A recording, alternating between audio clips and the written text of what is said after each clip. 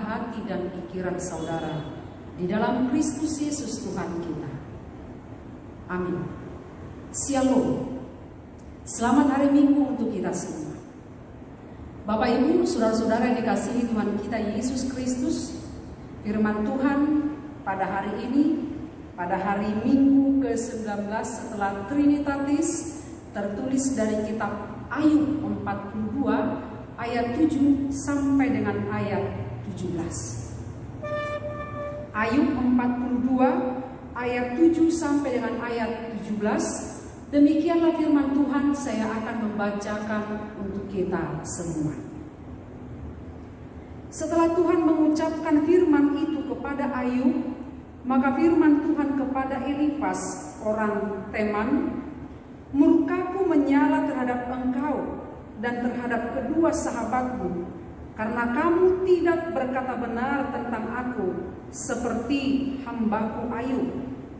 Oleh sebab itu ambillah 7 ekor lembu jantan dan 7 ekor domba jantan dan pergilah kepada hambaku Ayub.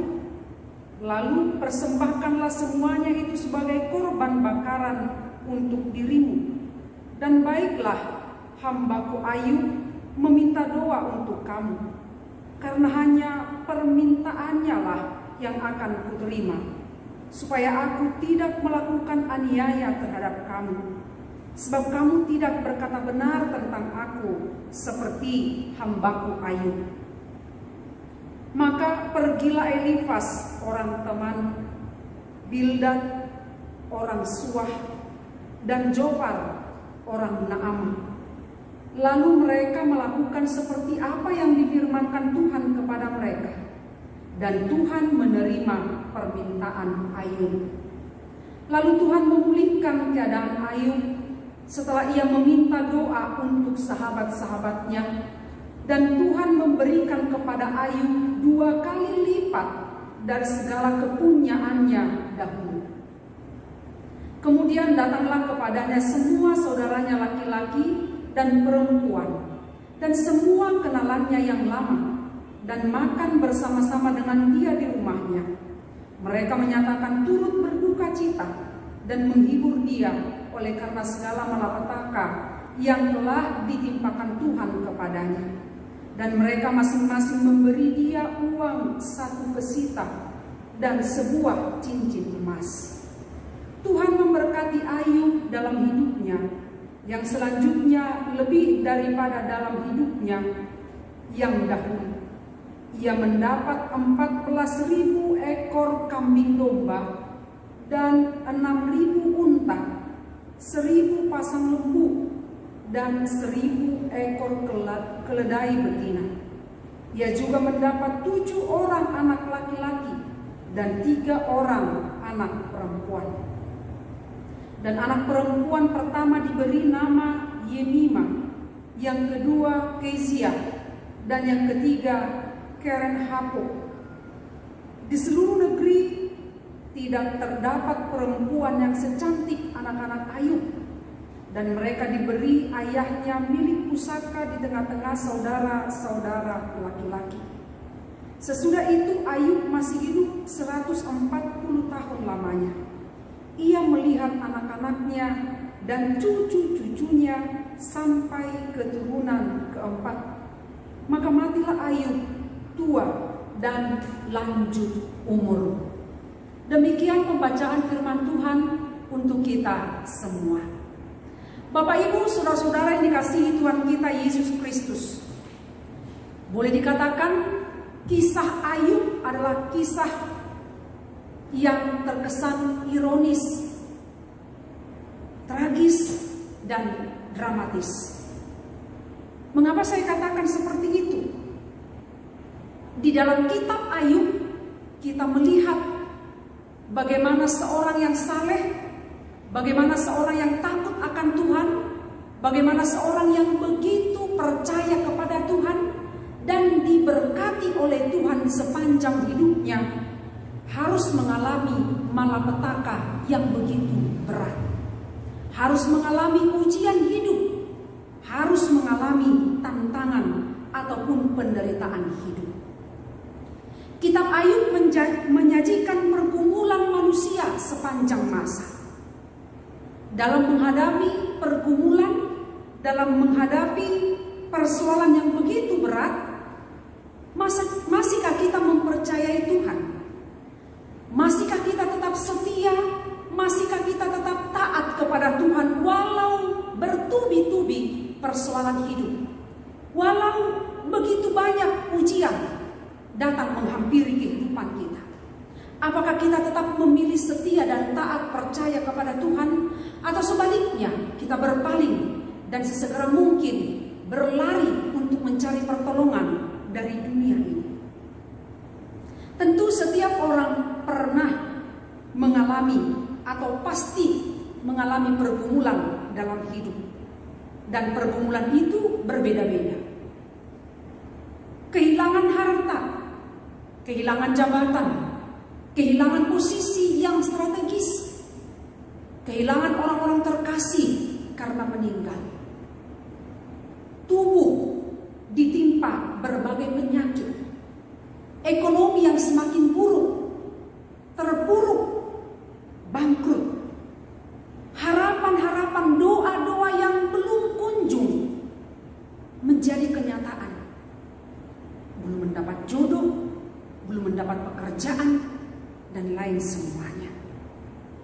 Semuanya itu situasi yang sulit, situasi yang berat itu bisa saja mempengaruhi iman percaya kita kepada Tuhan.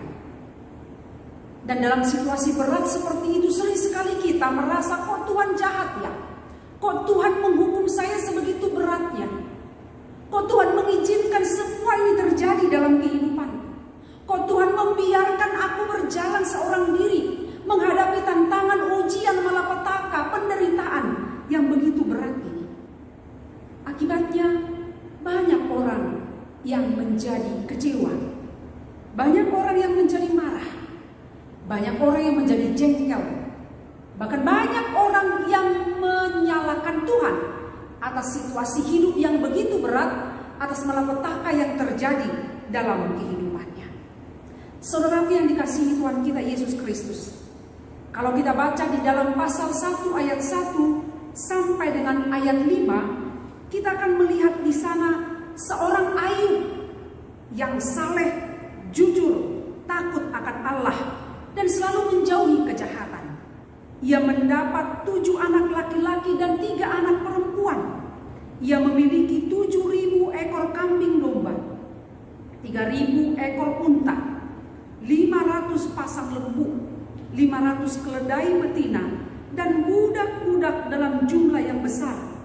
Sehingga orang itu adalah orang terkaya dari semua orang di sebelah timur. Ayub seorang yang memiliki segala-galanya. Kalau diibaratkan ini di kehidupan orang Batak, Ayub boleh dikatakan telah memiliki Hamoraon, Hagabeon, dan Hasanakon. Segalanya ada pada dia. Bisa dibayangkan betapa melimpahnya, betapa kayanya kehidupan Ayub pada saat itu. Tetapi kemudian iblis datang mencobai kehidupan bahkan iman daripada Ayub. Harta tadi yang begitu banyak, harta yang melimpah, hilang dalam sekejap. Anak-anak Ayub meninggal. Bahkan terakhir, tubuhnya, badannya kena penyakit kulit. Mulai dari ujung kaki sampai ujung kepala. Sakit yang sampai menimbulkan busuk. Akhirnya Ayub yang tadinya memiliki segala-galanya hidup di dalam keterpurukan. Dia dijauhi oleh keluarganya. Dia ditinggalkan oleh sahabat-sahabatnya. Sebuah keadaan hidup yang sangat memprihatinkan. Ayub merasa jengkel. Dia kecewa, dia marah kepada Tuhan atas keadaan hidup yang dia hadapi pada saat itu. Bahkan dia berkata, lebih baik mati saja. Bahkan dikatakan dia menyesali hari kelahirannya, dia ingin mati saja. Lalu sahabat-sahabatnya yang selama itu selalu bersama dengannya, yaitu Elifas, Bildad, Dan Zifar datang seperti pahlawan mendekati Ayub, berbicara panjang lebar, menghibur, seolah-olah ketika sahabat ini orang-orang yang begitu benar, orang-orang ini yang tidak pernah berdosa sepertinya. Sekali-sekali mereka juga menghukum Ayub atas malapetaka yang ditimpanya. Mereka menceritakan bahwa Allah itu Allah yang marah. Kalau Dia Allah yang penuh kasih, masakan engkau yang begitu baik akan mengalami semua malapetaka ini, akan mengalami semua penderitaan ini. Mereka berbicara, mereka membicarakan Allah dengan tidak benar. Situasi ini makin menambah keterpurukan, makin membuat Ayub marah, makin membuat Ayub jengkel atas situasi itu. Lalu Ayub berontak, Ayub kecewa, dan dia naik banding kepada Tuhan. Ayub berkata, Allah tidak berlaku adil kepadaku, Allah berlaku kejam kepadaku. Mengapa Tuhan tidak mematikan aku saja? Itulah yang ada di dalam benak dan pikiran Ayub setelah sahabat-sahabatnya menceritakan Allah dengan tidak benar kepada Ayub. Memang di dalam situasi terpuruk seperti itu, dalam situasi tak berdaya seperti itu, manusia cenderung menyalahkan pihak lain atas derita, atas ujian, malapetaka yang dialaminya. Bahkan kekesalan Ayub semakin besar, semakin meluap-luap, semakin menjadi-jadi ketika para sahabatnya memanas-manasi situasi yang terjadi pada saat itu. Bapak Ibu, saudara-saudara yang dikasihi Tuhan kita Yesus Kristus, ada 3 hal yang boleh kita perhatikan melalui nas kita ini. Yang pertama, penderitaan bisa saja terjadi. Penderitaan bisa saja Tuhan izinkan terjadi dalam kehidupan kita, bahkan dalam kehidupan siapapun, termasuk orang yang benar sekalipun, orang saleh, orang yang takut kepada Tuhan, orang yang setia, orang yang taat kepada Tuhan. Ingatlah bahwa segala rencana, bahwa segala rancangan Tuhan selalu membawa kebaikan di dalam kehidupan kita. Meski awalnya sulit untuk dipahami, meski awalnya sakit bagi kita, tetapi percayalah, Allah selalu merencanakan hal yang baik, Allah selalu memikirkan hal yang indah bagi setiap orang yang percaya kepadanya. Bersamaan dengan hal ini, benarlah apa yang dikatakan oleh Rasul Paulus, bahwa Allah turut bekerja untuk mendatangkan kebaikan bagi kita, orang yang percaya kepadanya. Saat kita sedang berduka, saat pergumulan itu datang dalam kehidupan kita, percayalah, Tuhan sanggup memulihkan. Percayalah, Tuhan sanggup memberi yang terbaik untukmu. Tuhan sanggup mengubah keadaanmu dari duka cita menjadi sukacita. Biarlah kita selalu ingat dan selalu mempercayai bahwa situasi apapun, kehidupan seperti apapun, boleh Tuhan izinkan dalam kehidupan kita. Suka duka dipakainya untuk kebaikan. Itu yang pertama. Yang kedua, biasakanlah meminta maaf. Meminta maaf atau mengakui kita salah, mengakui kita pernah melakukan kesalahan adalah sebuah tindakan yang baik bagi diri kita. Setelah Allah menegur ketiga sahabat Ayub, yaitu Elifas, Bildad, dan Zofar, mereka telah berkata-kata yang tidak benar tentang Allah. Lalu Allah marah, murka, menegur mereka. Dan syukurlah ketika sahabat Ayub itu mau mengakui kesalahannya dan mau meminta maaf. Allah menegur ketiga sahabatnya Elifas, Bildad, dan Zofar ini. Allah memerintahkan mereka untuk membawa 7 ekor lembu jantan dan 7 ekor domba jantan yang harus mereka bawa kepada Ayub dan dipersembahkan menjadi korban bakaran. Dan Ayub pun menerima maaf ketiga sahabatnya.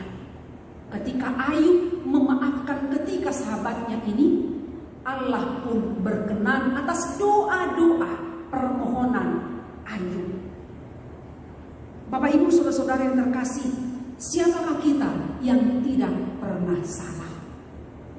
Siapakah kita yang tidak pernah melakukan kesalahan?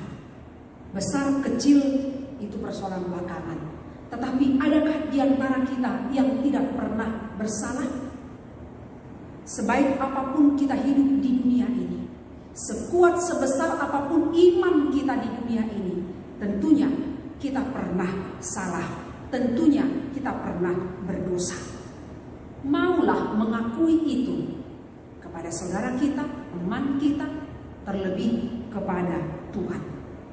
Meminta maaf atas kesalahan yang pernah diperbuat adalah bagian yang semakin hari harus kita laksanakan, yang harus wajib dilestarikan, yang harus wajib dilakukan oleh siapapun. Menyadari semua kesalahan yang pernah diperbuat akan mendatangkan kebaikan bagi diri kita dan bagi orang lain. Meminta maaf dan memaafkan adalah sebuah kewajiban bagi kita. Ketika kita melakukan kesalahan, meminta maaflah. Ketika orang lain melakukan kesalahan kepada kita, berilah maaf. Seperti Allah yang memaafkan dan mengampuni kita, demikianlah kita terhadap sesama kita manusia. Itu yang kedua. Yang ketiga, Tuhan sanggup memulihkan kehidupan Ayub menjadi lebih baik. Setelah Ayub menyesal karena dia sudah marah, dia kecewa, dia berontak, bahkan memberikan perhitungan kepada Tuhan, Allah membenarkan kehidupan Ayub. Allah memulihkan kehidupan Ayub. Itulah nas kita, Ayub 42 ayat 7 sampai dengan ayat 9. Itu membuktikan bahwa Tuhan kita itu betul-betul yang berdaulat, Allah yang berdaulat atas segala sesuatu dalam kehidupan ini. Sampai pada akhirnya Ayub tiba di dalam satu kesimpulan. Dalam pasal 1 ayat 21 dikatakan, Tuhan yang memberi, Tuhan yang mengambil, maka terpujilah nama Tuhan. Sebuah kisah yang berakhir dengan bahagia, happy ending. Itulah yang terjadi di dalam kehidupan Ayub. Perjalanan hidup Ayub ini mengikuti pola religius, yaitu jatuh ke dalam dosa, menyesal, bertobat, dan menerima keselamatan, pemulihan yang dari Allah. Saudara yang terkasih, apapun yang sedang kita hadapi saat ini, ujian seperti apapun yang ada padamu, di hadapanmu hari ini, saat ini, seberat apapun pergumulan hidup yang sedang kita hadapi saat ini, janganlah putus asa. Janganlah marah. Janganlah berontak kepada Tuhan. Mari selalu belajar mengucapkan dan mengimani kata-kata yang diucapkan oleh Ayub tadi. Allah yang memberi, Allah yang mengambil, maka terpujilah nama Tuhan. Seberat apapun penderitaan kita, Tuhan mampu dan Tuhan mau memulihkan itu, memulihkan keadaan kita menjadi lebih baik. Seberat apapun ujian yang ada pada kita saat ini, dengan caranya yang ajaib, Tuhan mampu dan mau memulihkan keadaan kita. Seperti nas epistel tadi, perkawinan di Kana. Yesus mampu mengubah air menjadi anggur, mengganti air mata, mengganti duka cita menjadi hal manis, hal yang indah dan sukacita, seturut dengan rencana dan kehendak Allah. Yang utama adalah berserahlah kepada Tuhan. Apapun keadaan hidup kita sekarang ini, seberat apapun ujian yang sedang ada dalam diri kita masing-masing saat ini, berserahlah kepada Tuhan. Percayalah kepada Tuhan. Tuhan akan bertindak seturut dengan kehendak dan seturut dengan rencananya. Allah pasti bisa dan mau memulihkan keadaan kita, termasuk keadaan bangsa kita, bumi kita sekarang ini menjadi lebih baik. Amin. Kita berdoa. Terima kasih firman-Mu menyapa kehidupan kami, memberi kekuatan kepada kepada kami di saat-saat menghadapi tantangan, pergumulan, ujian berat. Terkadang silih berganti menghiasi kehidupan kami. Tidak selamanya kami merasakan manisnya kehidupan ini. Terkadang rasa pahit itu menghampiri kehidupan kami. Kiranya kami dimampukan mempercayai, mengimani bahwa Tuhan mampu memulihkan kehidupan kami. Seberat apapun kehidupan persoalan yang sedang ada pada kami saat ini, Engkau Allah yang hidup, Engkau Allah yang berkuasa, Engkau Allah yang mampu memulihkan kami menjadi lebih baik, mengganti duka cita dengan sukacita, mengganti air mata dengan pujian dan ucapan syukur. Terima kasih ya Allah, dimuliakanlah Engkau. Berkatilah kami dalam setiap kehidupan kami. Engkau memberikan kekuatan kepada kami melewati masa-masa sulit, ujian-ujian hidup yang ada pada kami. Berkati kami setiap hari Tuhan. Beri kami iman yang kuat. Beri kesehatan kepada yang lemah. Engkau berkati setiap orang yang lemah, terpuruk oleh karena kehidupan ini. Kami berdoa bagi mereka yang sakit. Engkau pulihkan mereka, Engkau sembuhkan mereka, agar mereka juga mengalami pemulihan yang sempurna daripada-Mu. Kami berdoa bagi mereka yang berulang tahun, Engkau terus memberikan kesehatan, umur panjang, juga sukacita. Terima kasih untuk semuanya ini. Kami sangat yakin dan percaya Engkau bisa memulihkan bumi ini, bangsa ini, lingkungan kami, bahkan gereja kami dan hati kami menjadi lebih baik seturut dengan kehendak-Mu. Ampuni kami Tuhan atas segala dosa kami.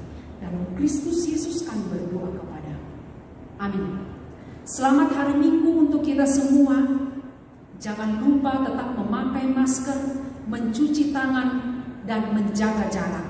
Kiranya Tuhan terus bersama dengan kita. Horas.